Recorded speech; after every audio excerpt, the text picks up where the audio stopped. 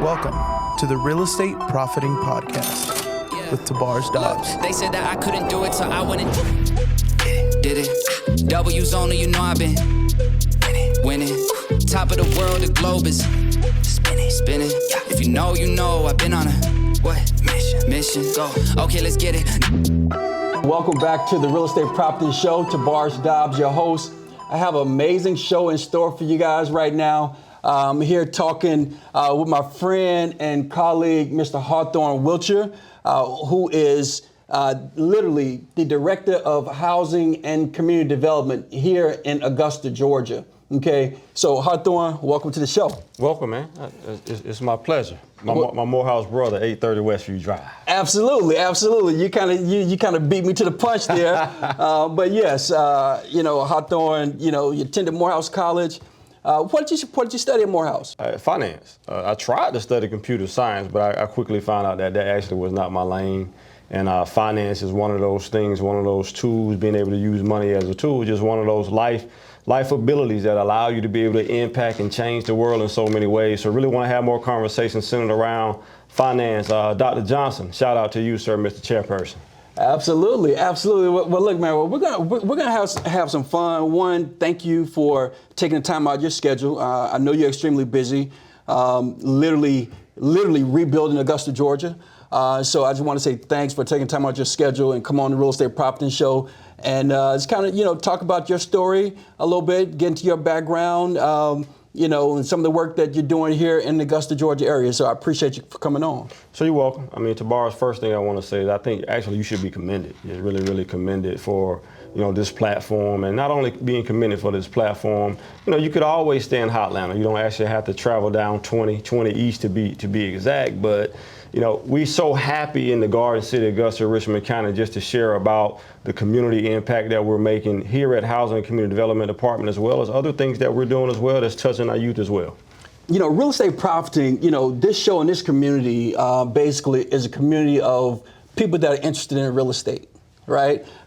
People that are currently real estate investors, real estate developers, property managers, you name it, appraisers, you name it, people that are involved in the real estate industry. And one of the things I like to share with the community is that there are a lot of different angles to approach the real estate industry, right? Yes. Obviously, you are leading the rebuilding of Augusta here in the housing and community development, but let's go back, right, to kind of, see how you got to this place, right? So where are you from, Hawthorne? So born and raised Augusta, Georgia. You born in Augusta, okay. Born and raised in Augusta, Georgia. Shout out to Richmond Academy, the greatest high school, oldest charter high school in the United States of America. I don't know. Well, now, it might be the oldest, but I think Glen Hills, because I attended Glen Hills University, not university, but Glen Hills High School now. So we can. I see you repping the colors today. I mean, I've heard that a couple times, but hey, I'm gonna come back down to 910 Russell Street. That's where my heart is. My heart bleeds purple and gold in one aspect. Awesome. So you left Augusta, went to Morehouse, studied finance. Did you have interest in real estate at that point in time? So, for me, I was really like any other dumb college kid. Coming out of Morehouse College, felt like I would just have bukus of different offers and those things that would sort of just fall at my feet. Felt like I would find that thing that I would do for free. 5 minutes out of college. Well, of course, that didn't happen. That's just not that's not really life, how life is. So, did dabble a little bit in regards to various offers. Check this out. One of the offers that I did have was with Bank of America at the Twin Towers in New York. So, God be, but glad that I did not actually take that job. But was impelled to really come back home. Shout out to Tobars Welcher, my brother, whose birthday today, to sort of look over him in some aspects from a sport perspective.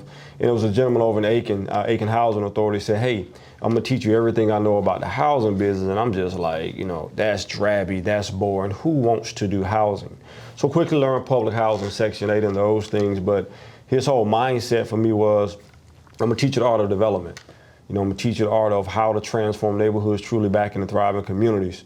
And, so for me, first project that I ever did was a 1,200 square foot home It was an acquisition, rehab for sale. So I quickly learned exactly the art of development budgets, sources and uses, performance, and those things, which impelled me to be able to learn federal, state, and local funding sources and how to be sure I knew how to structure deals. So I actually stayed over in Aiken for 10 years, came back to the same department back in 2008 as the assistant director at that time, got the nod to be the director in 14, and the rest is history. So let's kind of put a pin in that for a second, right? Because, most real estate investors, they're familiar with the Section 8 program. Yes. And we're all familiar with the Section 8 program. But there are a lot of different programs, housing programs that housing authorities have, isn't there? Yes.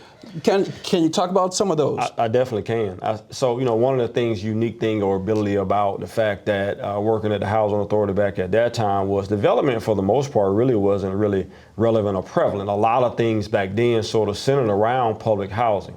What does that mean? The Housing Act of 34 and 37.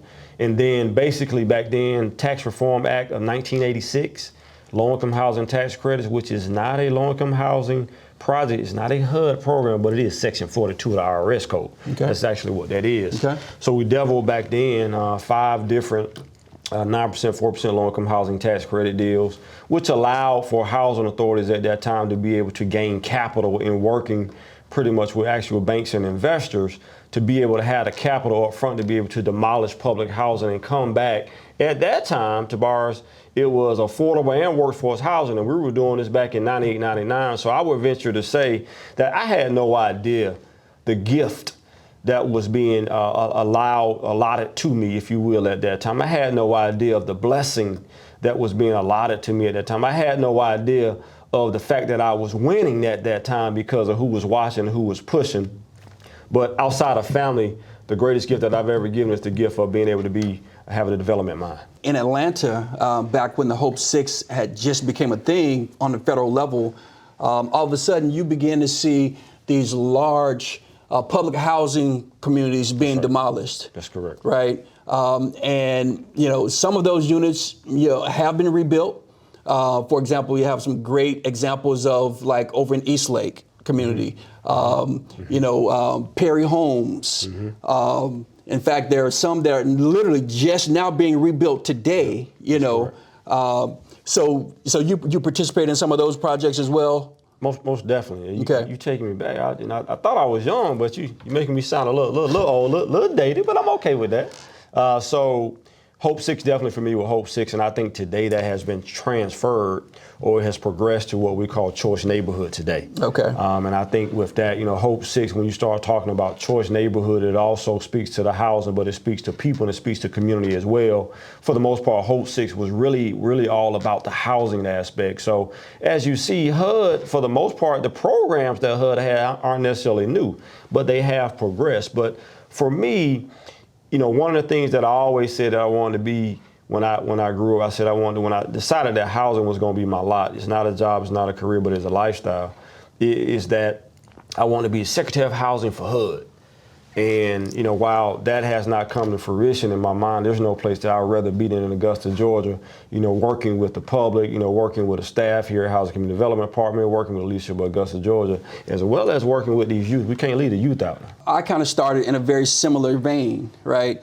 Literally, my first year out of Morehouse College, I actually worked for a nonprofit organization called the Atlanta Neighborhood Housing Services, which is part of a national group called the Housing Services of America, right? That branch was in Atlanta, and we were doing some of the very similar things, right? We were acquiring properties, we were redeveloping communities on the south and southwest side of Atlanta. Mm-hmm. And at the time, I had never heard of a nonprofit organization doing housing development, right? I mean, correct. I was studying real estate, business and real estate and finance at Morehouse College, to go on and do for-profit real estate, business and deals. When I volunteered with that organization and found out they were a nonprofit, I had never heard that before, but then I began to, work with the organization as their director of housing, and just come to realize that the only difference between a nonprofit housing development organization and a for-profit housing development organization is how the income is earned, That's right? it. One is earned through salaries. That's it. The other is earned through, I guess, dividends, right? That's it. And that really kind of shed a whole lot of light on the industry for me. Because you have some huge nonprofits out here doing some incredible real estate deals and business around the country, right? So I definitely understand your point there.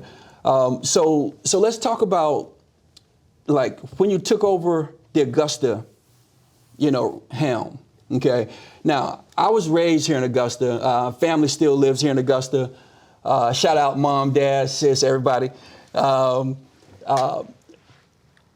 Augusta has changed a whole lot since I remember it. Right now, I left Augusta in 1987. Many of you may not even been born by then, but I left in 1987. Coming back now, working on real estate projects here, looking for new opportunities here, and doing it gladly because I see the growth, right? What did you see in Augusta to say, you know what, I think I want to go ahead and take the position here in the Department of Housing and Community Development? Nobody's ever asked me that question before. I've gotten a lot of questions, but nobody has ever asked me that question. So here is my Lil Wayne rendition of just quote unquote coming straight from the dome. Okay, let's hear it. So basically what I just saw a lot of passion. I mean, I saw a lot of passion. I saw a lot of misunderstanding. I saw pretty much, a lot of angst where everybody, in my opinion, was sort of locked in, and everybody was just pretty much trying to grow, and all trying to grow for the same goal, same nucleus, and that was to transform neighborhoods. But I think at the end of the day, there was some disconnect, some dislocation, if you will, from a standpoint of leadership. I think one of the things in Augusta that we have to get back to is the fact that we have to follow pretty much the priorities of Augusta, Georgia leadership. And then I think from there, from a planning perspective, we need to have a consolidated plan that sort of speaks to that. What areas of Augusta, Georgia are we going to concentrate on over the next 5 to 10 years? So that way we can have a concerted effort of our nonprofits, our community housing development organizations, working lockstep and key with utilities, with engineering, to be sure that if we say, hey, we're going to take the next 10 years, take these 1,100 acres of East Augusta, and we're going to focus all efforts there. Then for me, now what we're doing is sort of building these mid-towns that sort of bleed into a larger, like we say, greater Atlanta, they bleed into a larger greater Augusta. And I think in some aspects, we have a lot of people who have a lot of inertia and a lot of energy doing a lot of things. But I think sometimes the focus, or the single focus, sort of gets misconstrued. So that was one of the things that I saw, just some direction that needed to sort of come about. Not saying that has come, but I can tell you, from my seat in working with this staff of 25 to 30 and working with the leadership that we have now, that the direction is formidable and it's upon us. Anyone that rides through Augusta can see the change. I'll just put it that way. Okay. It's kind of hard to ride through, really the downtown corridor, and not see real change. So one thing that I can say that I've definitely, noticed about the way Augusta is being ran from a kind of redevelopment standpoint, and I thought it was very progressive because, I've worked not necessarily for governments per se, but I've worked, with governments, in some capacity, whether it's Fulton County, whether it's the city of Atlanta, and being involved in real estate, you have to understand what's happening on a local level, right? That's right. One thing that really, that inspires me about what Augusta is doing from a development standpoint is Augusta is actively being a developer. That's correct. You don't see that in a lot of, second tier cities, right? You see it in some of your, primary cities around the country, but your secondary markets, you don't really see that. with Augusta being the second largest city in Georgia, I don't, now I can't say for sure, but if you go to Macon, you go to Albany, you go to, Savannah, you go to a lot of these other smaller cities, they may have some programs, assisting development, but they're not actively doing development themselves. Have you found that to be true? I have, and Tobars, if you go back, I talked about, Christmas time, and I talked about one of those greatest gifts that I've ever received, and that was that gift of development. So just understanding that that's primary my focus, here at the City Housing and Community Development Department and other things that I touch, is to be sure that, hey, we can act as what I consider pretty much a co-developer or a prime developer in working with other developers. So understanding development, understanding exactly how to be able to assess a neighborhood, understanding the fact of knowing how to assess what those deficiencies are has sort of made it easy. I think from that perspective, we can look at whatever the area of revitalization is that our leadership wants us to focus. And I say, hey, all we do is pretty much plug the holes. We're very familiar, of course, with the federal, state, local, as well as banking resources that are available to us. But I think one of the bigger thing outside of having passion and pretty much having energy, it is having the ability to be able to, quote unquote, follow me now, walk through Egypt. Okay. Being able to walk through Egypt alone. That's like one of the biggest things that we don't have here in Augusta, Georgia. You can't be scared in this space. Understanding that the fact of things that we are showing, the things that we're pushing, the things that our eyes are seeing, some people can't see yet. They can't get with the numbers. They don't understand it. Because a lot of times what it is economics, and it is helping and being sure that we take care of the little Miss Mabels of the world. Case in point, we're talking about area, I'm not going to call the name, but yeah, I call it, it's public information. Laney Walker, Bethlehem, we talk about that area. We talk about, from my standpoint, the passion of our side of the railroad tracks. We all know Wishbones.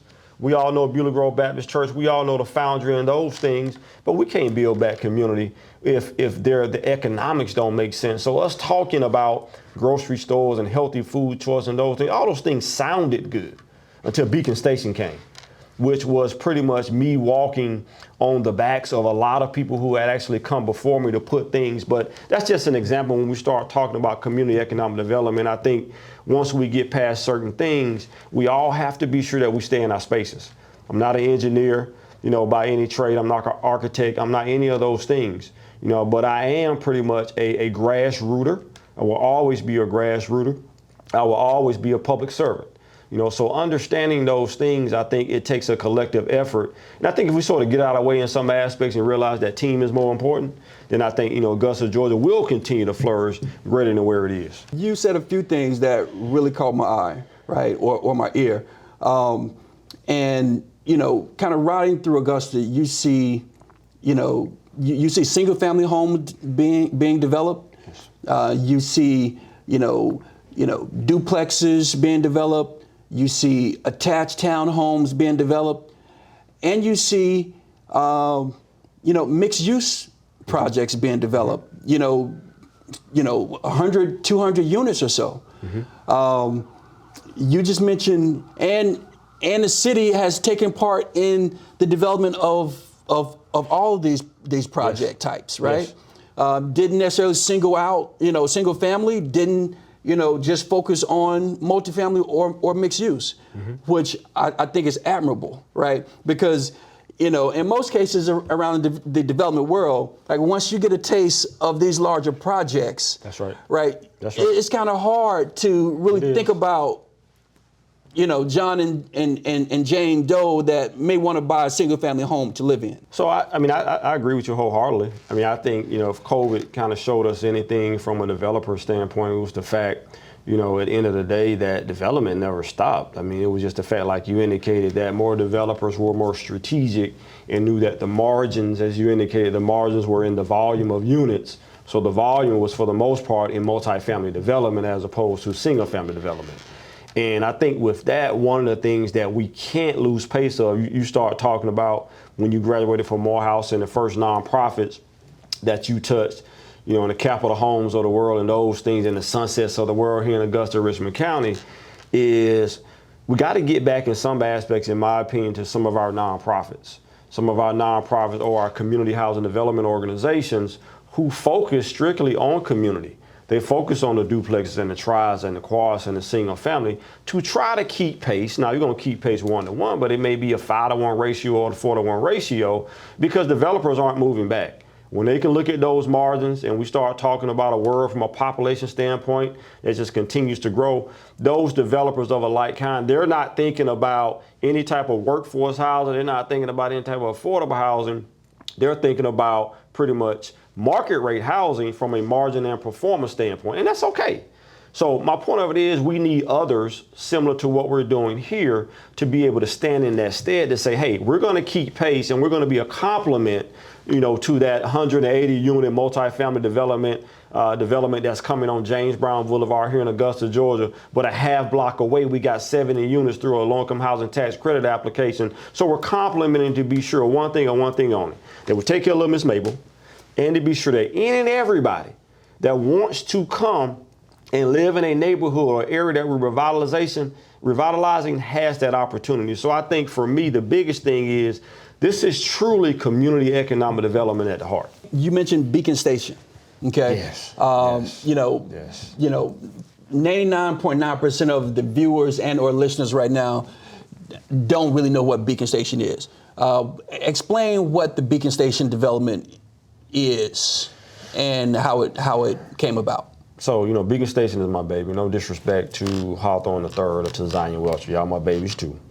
But I think when you look at it from a standpoint of, you know, I talked about walking through Egypt. You know, it's one of those things where 7 acres of abandonment of blight. It was a foundry site that was contaminated in some aspects.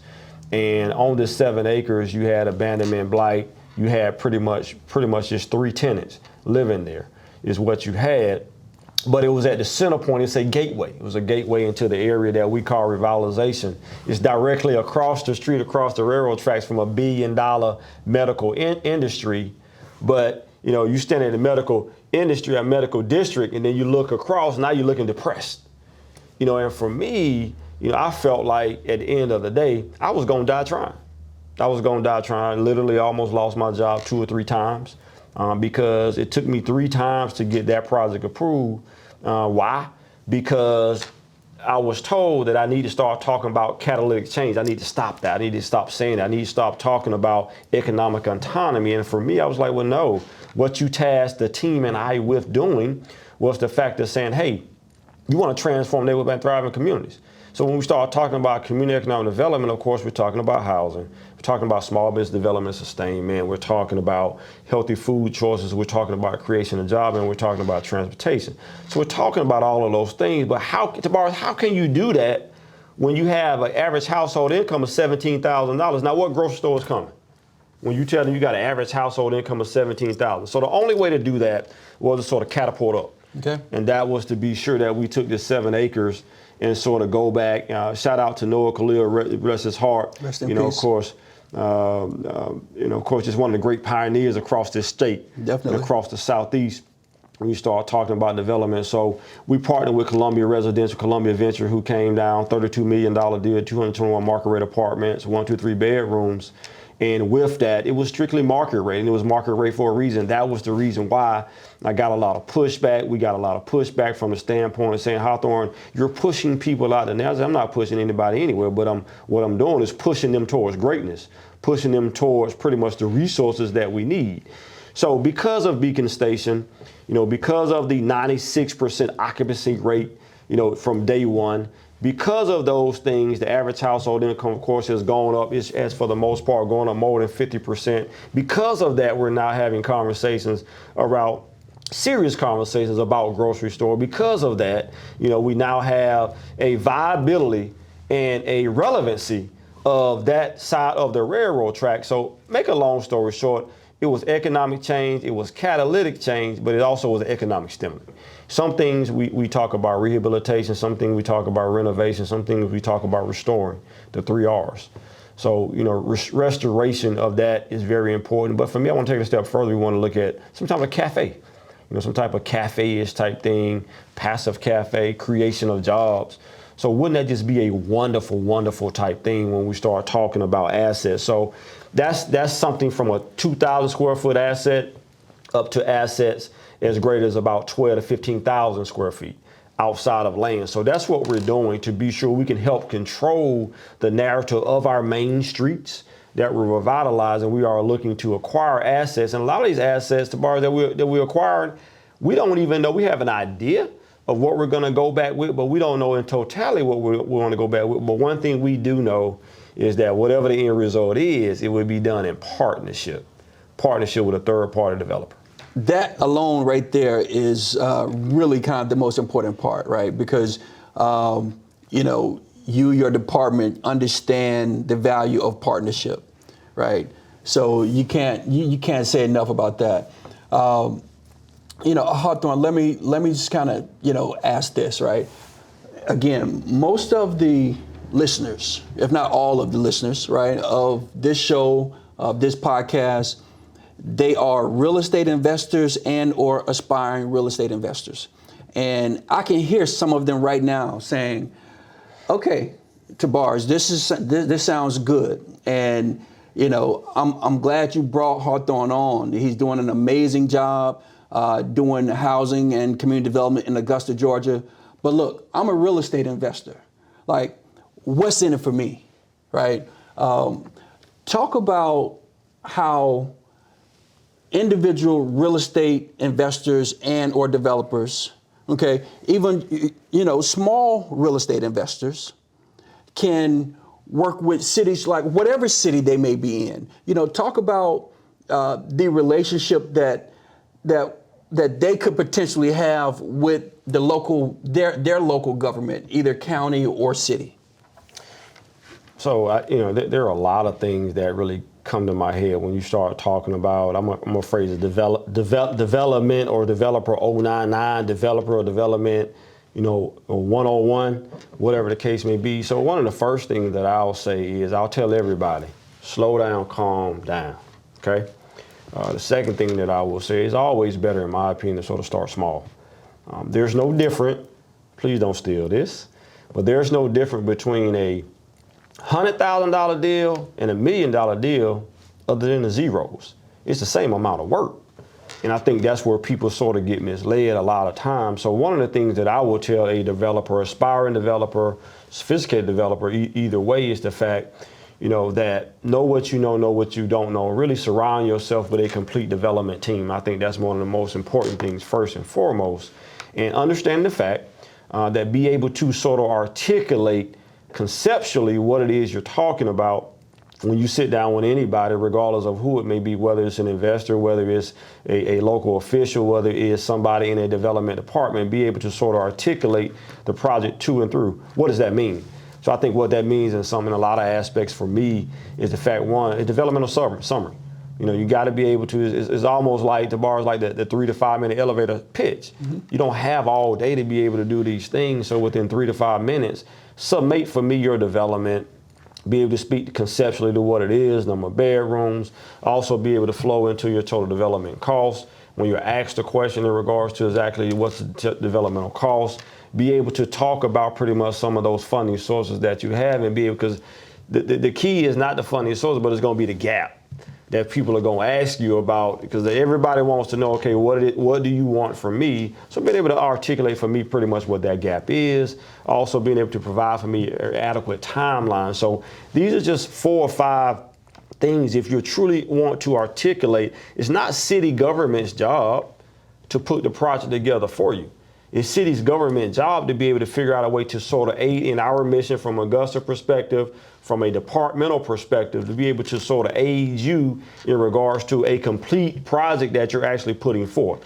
I think also with that, I think it's very important to have a keen understanding in some aspects of the type of funding that various departments have as well.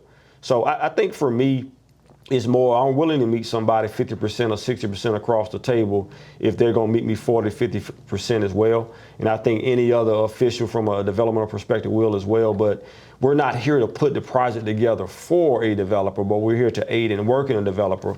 But I always caution persons to not go after that $10 million deal first. Let's start with the $100,000 deal first. Amazing advice. I think that is, incredible advice that I hope you all heard and really take to heart. What would you say would be the first step for someone to, have a conversation with their local government, or to find out if their local government has any, real estate related opportunities that they can participate in? Because, I think most smaller investors don't even realize that there are opportunities within their local government to do real estate on any level. What would you say to that? I mean, how should they think about that? How should they approach their local government in prospective areas? So I think that's communication, pretty much starting with the initial conversation.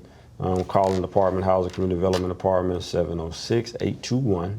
821-1797, area code 706. I think just starting there and asking in regards to, are there any projects, just with an idea of what it is you're trying to actually get done. At the end of the day, we can't steer, we can't advise, but we can suggest to you. You may want to look at, you want to be a developer. I just had a conversation probably an hour and a half ago about a gentleman talking about he's a GC and how, so this is a perfect example. So how can he work, with the city? I said, well, I'm glad that you asked that question. There's a request for qualifications that we have out right now. We're always recruiting developers and contractors. So let me say that. And I think that's very important, because what we like to do, or the charge that we have on our life, definitely on my life in this seat, is to be sure that we're leveraging. And at the end of the day, the city never wants to be all in all, or put all this money in, but the city does want to leverage. We would love to follow developers who are innovative and creative. We would love to follow developers who are not only innovative and creative, but pretty much have the financial backing where we can come in and put 20 or 30% in. Because it speaks not only to the mission of HCD, but also to the mission of Augusta Richmond County as well. I think also another resource is your local Augusta, Georgia Land Bank Authority.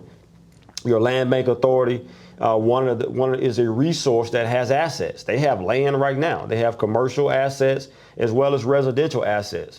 So you have, and typically you're able to get these lots that the land bank have. I don't want to talk about the number of properties that they have pretty much in their coffers, but you're able to get some of these land bank properties pretty much at a very good price. So, based on that, there is land that has already been banked by Augusta Richmond County. So if you want to move forward and say, hey, we want to try a hand in new construction for 1, 2, 3 units, the land bank is an excellent resource, as well as Housing and Community Development Department as well from a funding aspect. Your local government is looking to grow. They're looking to develop. In fact, in most cases, they probably have something called a 5-year plan. I would suggest, reading that plan, seeing what the interests are for that local area, and see how you may be able to help your local government achieve that goal. Would you say that's sound advice, Hawthorne? I would agree. I definitely agree with you. Definitely sound advice. Awesome. Well, look, man. You've shared a wealth of knowledge with us here today, and I appreciate you for taking your time to come on, talk to the real estate profiting community, about the amazing things that you're doing here in Augusta. Before I let you go, I have to kind of pull your coattail and ask you about this. I don't know if it's the latest project that I saw in the media that the Augusta Housing and Community Development Department was behind, but it was one that I saw. It may not have been the latest because you probably have done something since then, right? But I saw you bring a project. I think it was on Laney Walker Boulevard. Yes. It's a multi-development project. Speak it. Tell us about their project. Tell us about their project. Days of Grace. Okay. Days of Grace.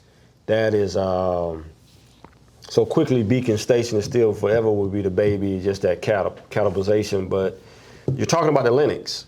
It's the Lennox. What you're talking about, right. and it's Days of Grace for several reasons, for several people, for the community. And we're actually going to celebrate at the right time. It was an old Immaculate Conception site.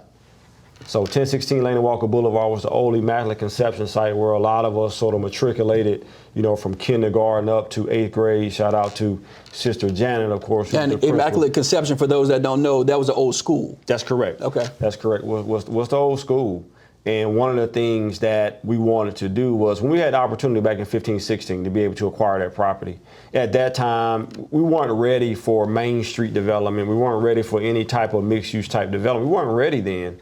We were still trying to get persons, to convince them to say, hey, this is an area that you want to reside, just from a habitation perspective.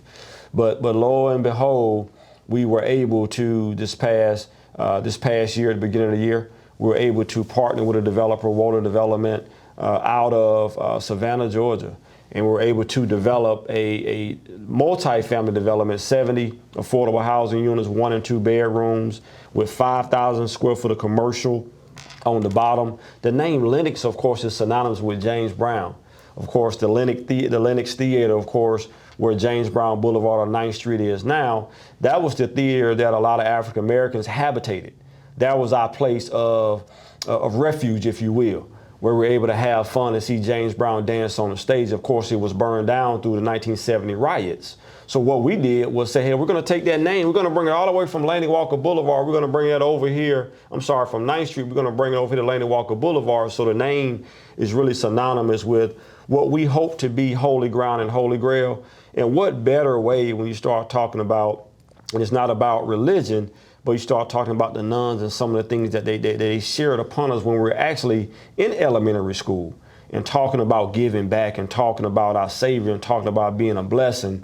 So we hope that the Lenox and these hallowed grounds are truly a blessing for those from a community perspective. We also partner with the Housing Authority, who will provide 25 Section 8 vouchers. So that's Days of Grace. Days of Grace, the Lenox shall be and will always be. Awesome. It looked like an amazing project. So congratulations on that project. Is there any retail involved in that project, or just housing? Yes. No, it's 5,000 square foot of commercial space. Okay. And, for me, I would like to, I'm really excited about that. I would like to bless at least 3 businesses. Of course, we can outfit it any way we want to. We can have 5 1,000, square foot bays. So, we have our support service team. Shout out to our support service team, who's sort of working on the recruitment, as well as our redevelopment team, who's working on the recruitment of who those small businesses will be. I think one of the biggest things is that we're able to provide a commercial space where the rent is not so high, that has been upfitted with updated infrastructure, to be able to give some of our local small business an opportunity and a chance. I love it. I love it. I love it. Is that also a low-income housing tax credit deal? It is. Okay. You know what? I would be remiss.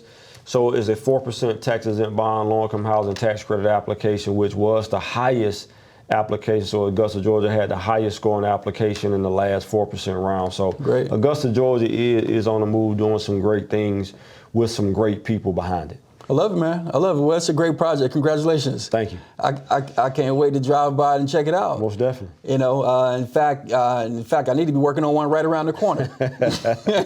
We're interested. Awesome. There you go. Well, look, guys. If you've taken nothing away from this conversation, and I know you've had to take a lot away from it, just know that wherever you live, the city, the county, you may not live in America, like whatever country you live in, right? There's a local government.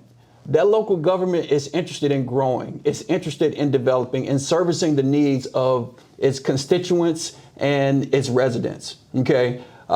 There are opportunities for you to, as a real estate investor, large or small, okay? There is an opportunity there for you to get involved.